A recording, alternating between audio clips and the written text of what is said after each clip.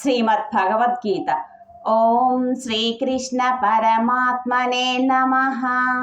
2వ అధ్యాయం సాంఖ్యయోగంలోని 25వ శ్లోకం.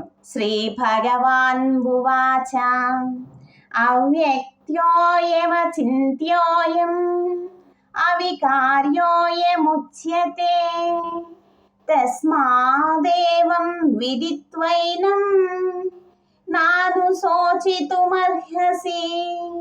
భావం: ఈ ఆత్మ అవ్యక్తమైనది, అచిత్యము, వికారములు లేనిది. దీనిని గూర్చి ఇట్లు తెలుసుకొనుము. కనుక ఓ అర్జున, నీవు దేనికై శోకింపదగదు.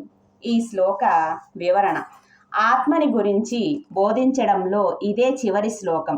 శ్రీకృష్ణుడు ఆత్మతత్వం గురించి అర్జునుడితో ఇలా అంటున్నాడు: అర్జున, ఇంకా ఈ ఆత్మ ఎటువంటిది అంటే అది ఎవరికీ కనపడదు, వినపడదు, అంటే ఇంద్రియ గోచరం కాదు.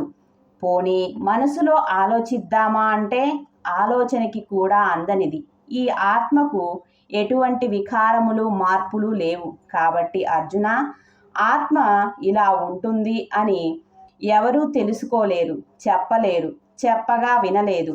ఈ విషయాలు అన్నీ తెలుసు కూడా నీవు ఈ ప్రకారముగా ఆత్మస్వరూపులైన నీ శత్రువుల గురించి శోకించడం మంచిదేనా?